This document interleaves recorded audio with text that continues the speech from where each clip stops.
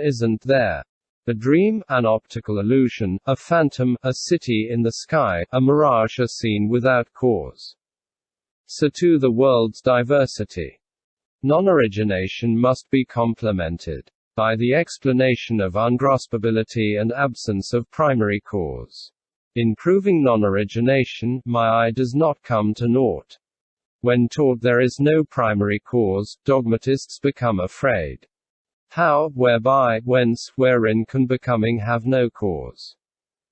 When they see the constructed as neither causeless nor from causes, then the notion claiming destruction and origination ceases. Tell me, is non-origination non-existence, or awaiting conditions? Is it the name of something, or is it meaningless? Non-origination is not non-existence, nor awaiting a conditions. Neither is it the name of a thing, nor yet a meaningless name. Inaccessible to hearers and solitary illuminates, and to dogmatists, and those in the first 7 stages. That is the characteristic of non-origination. Turning back from cause and conditions, obliterating agency, determination of mind only I call non-origination. The occurrence of things with no primary cause, without construed and construction. Free from extremes of being or non-being, I call non-origination. Mind liberated from objects, detached from the two natures, revolution of the mental basis. I call non-origination. Not external existence, not non-existence, not even the content of mind. Dreams, misperceptions, illusions, castles in the air, mirages. Relinquishment of all notions is the definition of non-origination. Thus should one regard all terms, such as empty, and senseless. Not empty by voidness, but by the emptiness of non-origination. The totality of conditions starts and stops. No separate existent is born or passes away from the totality. There is no separate existence at all relative to the totality. As a unit, singly, as imagined by philosophers. Something is not born from nothing. It is not non-existent, nor existent or non-existent at all. Other than this totality starting and stopping. It is indeed but convention. This totality of mutual relations. There is no other object.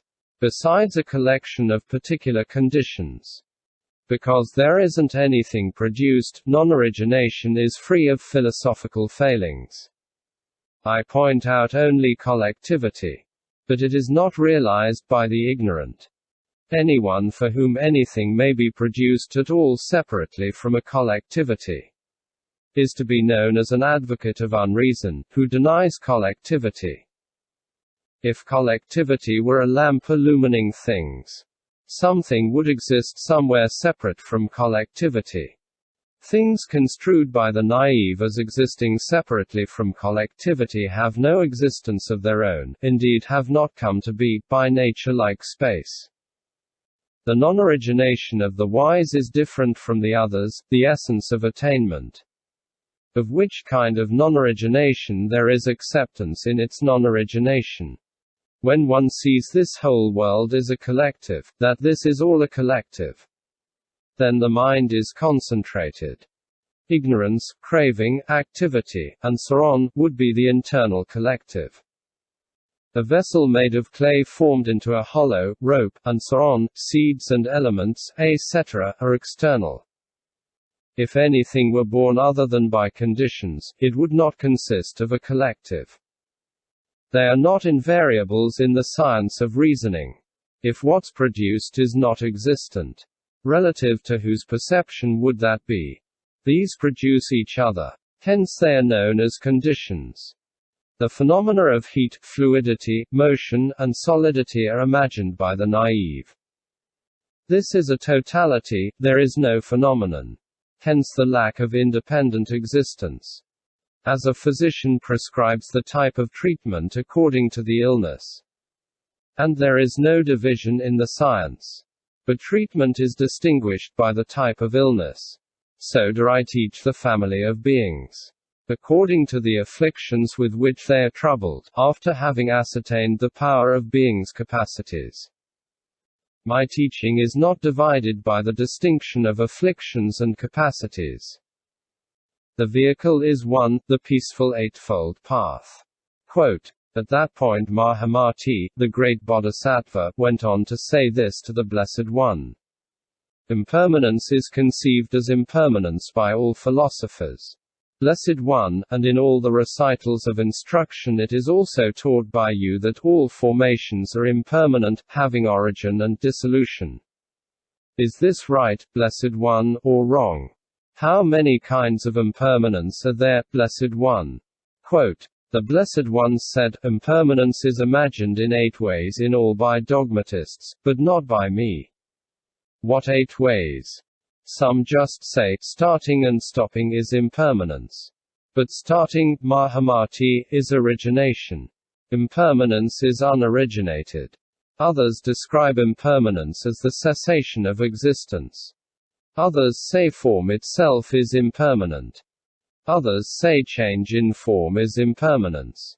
That with an uninterrupted connection.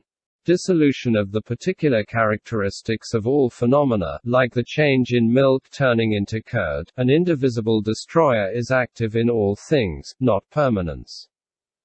Others imagine impermanence is rebirth.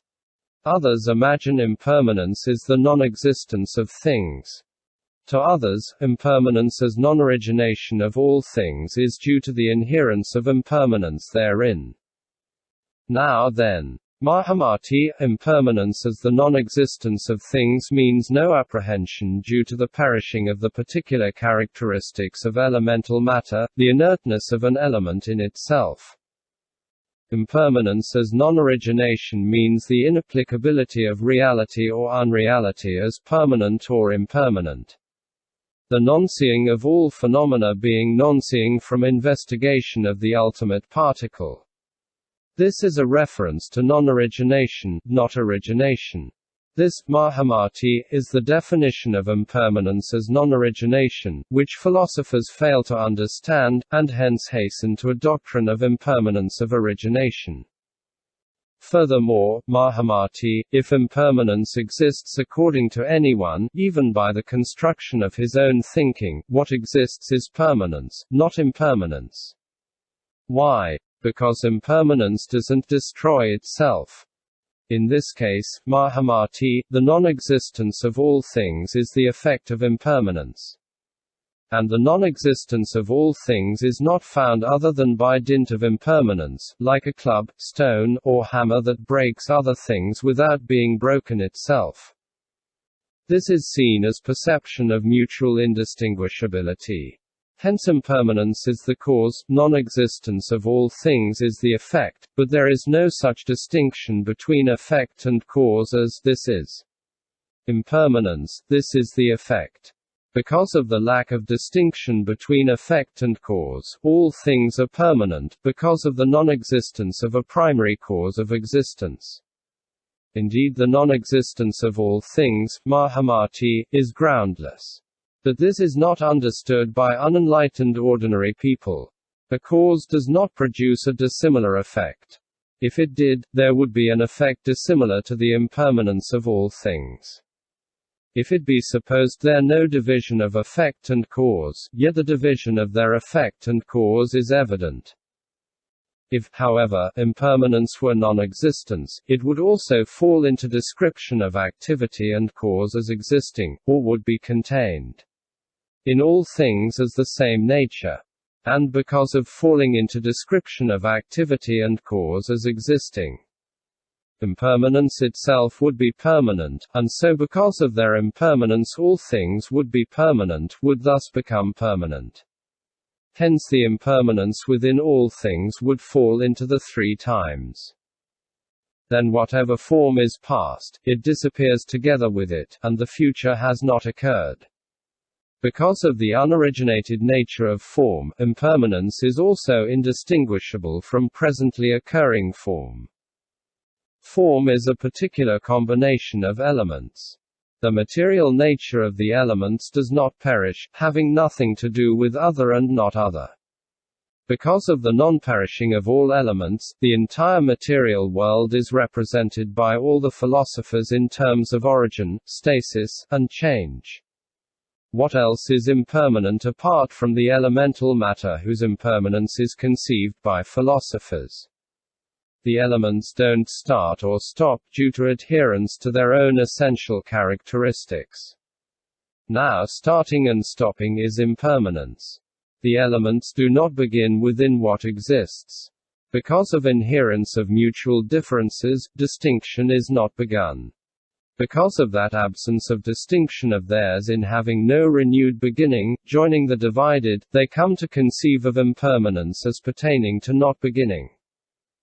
Now then, impermanence as cessation of formation means elemental matter does not pass away to extinction.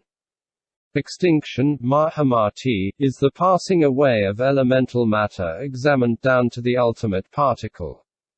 Because of changed appearance of formation, long and short measurements are not apprehension. Because there is no extinction of elements in the elements at the atomic level, by the view of cessation of formation they hasten to the doctrine of the Samkhya. Now then, impermanence of formation means whatever has impermanent form, its impermanence is of formation, not of elements. If it were impermanence of elements, the business of the world would be non-existent. By negation of the business of the world it would fall into a materialist view, on account of the verbal construction of all things, not from seeing the origination of identifying features. Now then, impermanence as change means changed appearance of form, not of elements, like the diverse appearance of ornaments formed of gold. The gold does not pass away from existence, but the shapes of ornaments are perishable. The notion of impermanence is misconceived on the grounds of change in these and other ways by philosophers. For the elements are not burned out of their own characteristics when burned by fire. Mutual loss of their own characteristics would be extinction of the existence of elemental matter. But I claim neither permanence nor impermanence, mahamati. Why? When not supposing external existence, indicating the mental construction of the triple world, not pointing to various characteristics, individuality of combinations of elements neither starts nor stops. The dualism of imagination does not start out from elemental materiality, because of absence of definition of object and subject. With knowledge of the dual manifestation of imagination, free from notions of external existence or non-existence, realizing their only subjective thought, imagination operates by formulation of ideation, not without being formulated. Being innocent of mentally construed existence and non-existence, all phenomena, mundane or transcendental, have neither permanence nor impermanence. Impermanence is construed by all dogmatists. Storytellers who are without realization, because of not being aware of their own subjective imagination, with a mental continuum on falsely conceived dual extremes. Because of unawareness they are subjective mental constructions. All the things expressed by speech and imagination that are mundane or transcendental to all dogmatists, mahamati, are of threefold character, but unenlightened ordinary people do not realize. So it is said, starting and stopping, and change in formation. Confused philosophers imagine impermanence as existing form. There is no destruction of elements, elements are stable by nature. Those dogmatists, mired in various views, imagine that permanence, neither destruction, as per the dogmatists, nor becoming either, apply to anything at all. Elements are permanent by nature.